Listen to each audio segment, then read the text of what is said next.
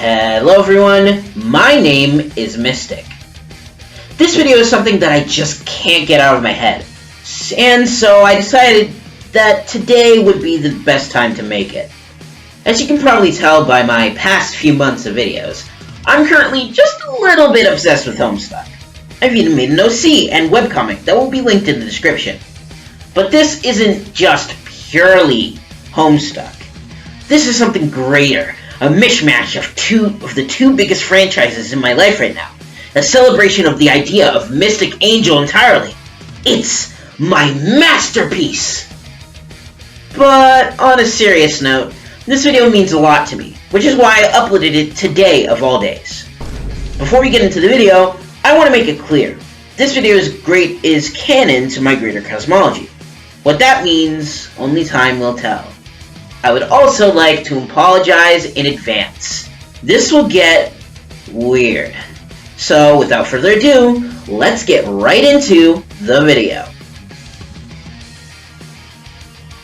Zamasu is taking care of the Time Nest.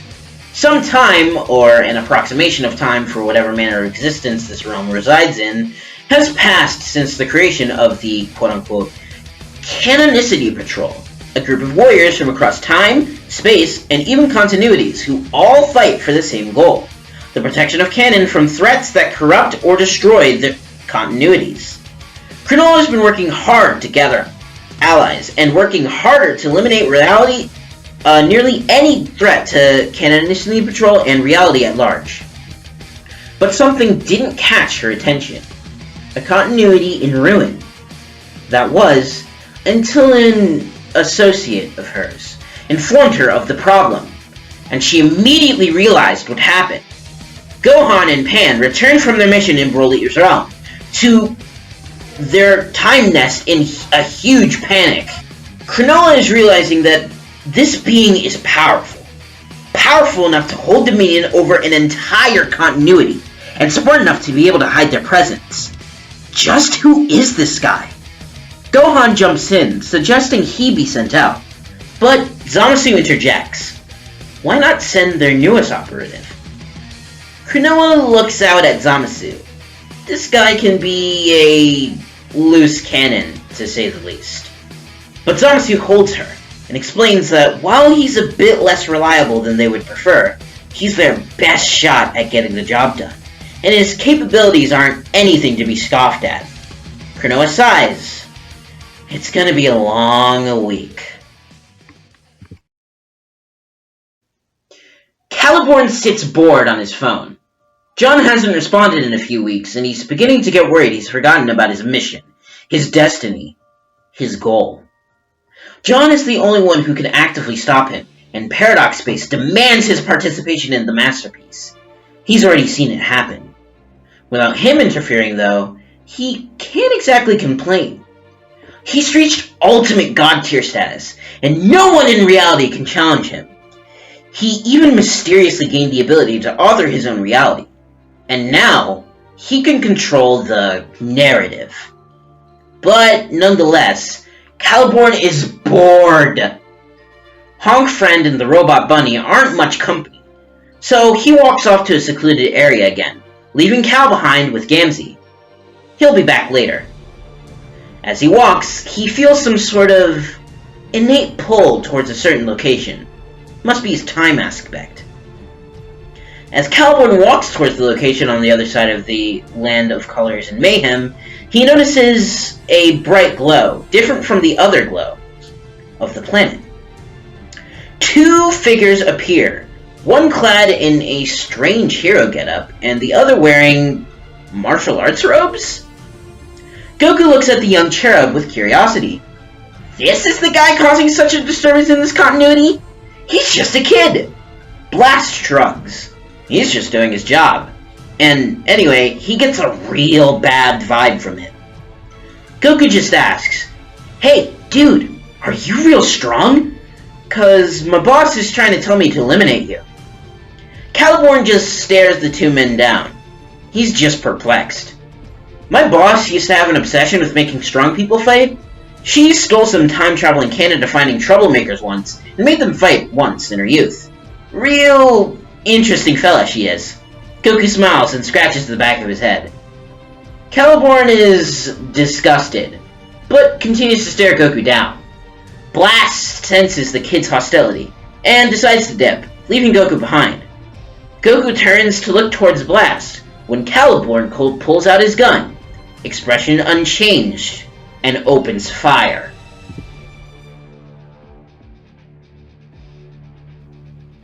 Goku, looking out, calls for Blast, catching every bullet with one hand.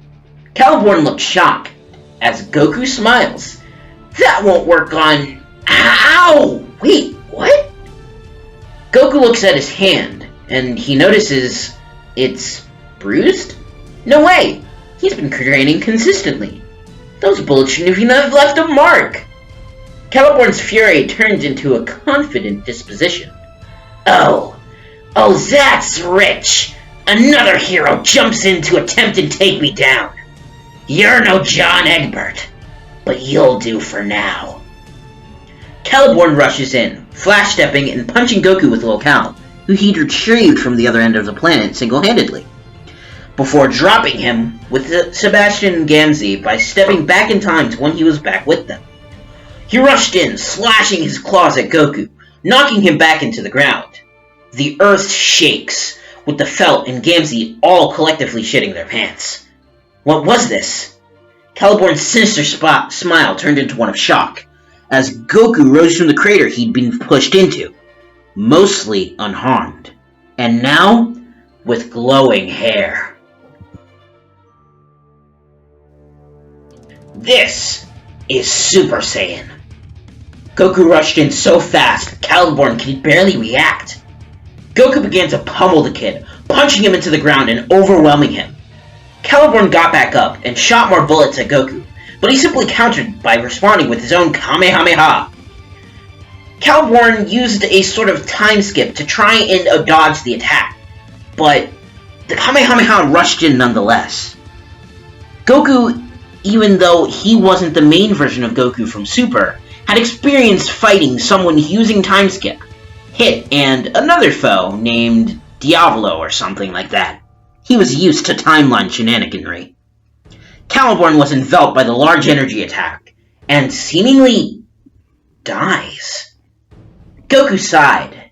This was easier than he expected. And whoops, he was ordered to capture him alive and bring him back to the time nest. Goku shrugs. He might have accidentally killed him. This was an uncharacteristic outburst of his. Goku turns away from the body. A rookie mistake. Everyone knows you never turn your back on the body. Goku feels a strike to the back of his head. Caliborn has hit him with the Juju Breaker. Blood seeps from his face, but is quickly reabsorbed into his nostrils. You certainly pack a punch, but I don't think you understand. Caliborn's eyes roll into different pool balls, before quickly settling in on the 8-ball. Goku transforms into Super Saiyan 3. He senses a change. He has to end this quickly. He rushes in for an attack, charging forward and thrusting with a Dragon Fist! But Caliborn just grabs his crowbar and cleaves through the Key Dragon like butter. I am your lord, so bow now! Goku laughs a bit, entirely intending to rush up and punch Caliborn directly in the face. But he can't. What is he? He's kneeling? His thoughts are being tampered with. But that can't be. He's perfectly trained his mind to be resistant to mental attacks. Caliborn laughs, telling his monkey-faced foe that it's not that simple. It's never that simple. He's not just controlling his thoughts. He's authoring his entire fate, his whole story. And there's nothing he can do about it. Caliborn reaches his hand towards Goku, slapping his face softly to show his weakness. Goku kneels, frozen.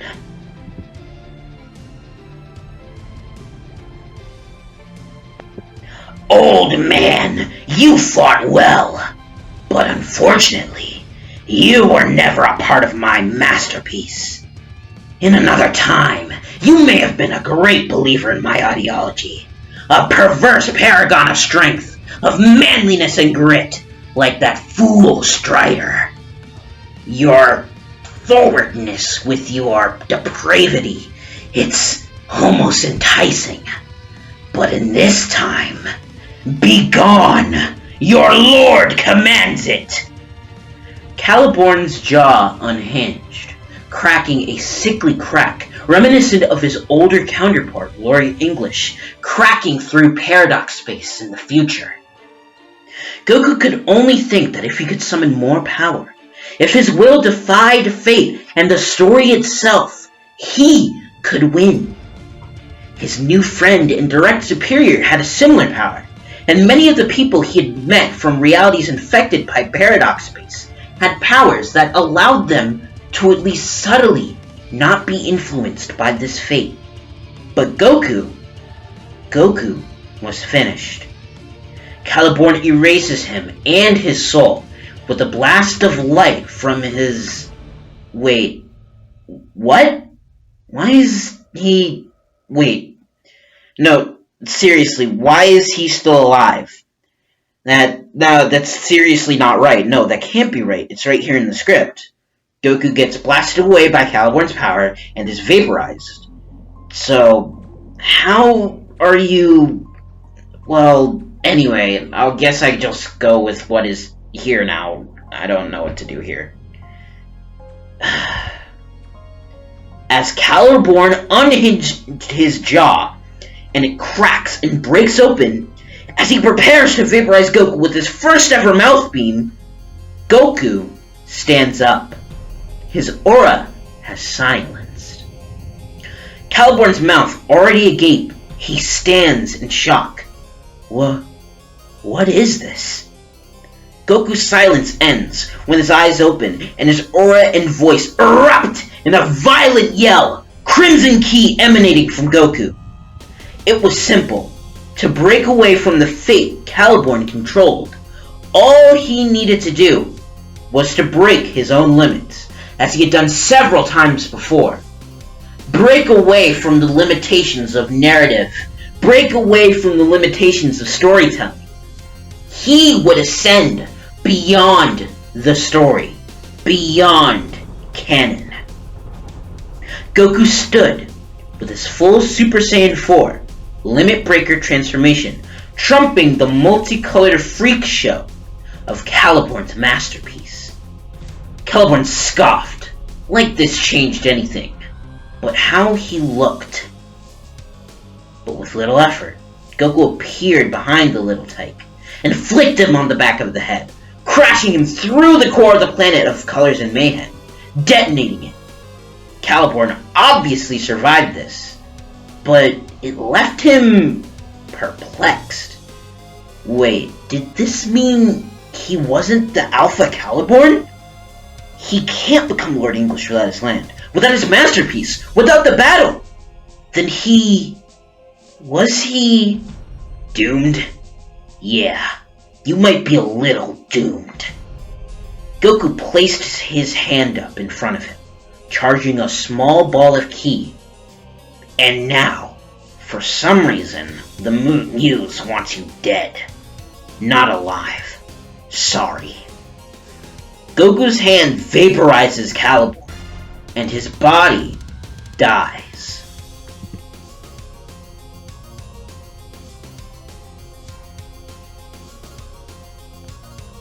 Goku is shocked.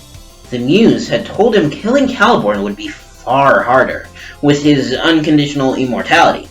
But it seems in this new state, similar to one of his contemporaries, he was unstuck from canon.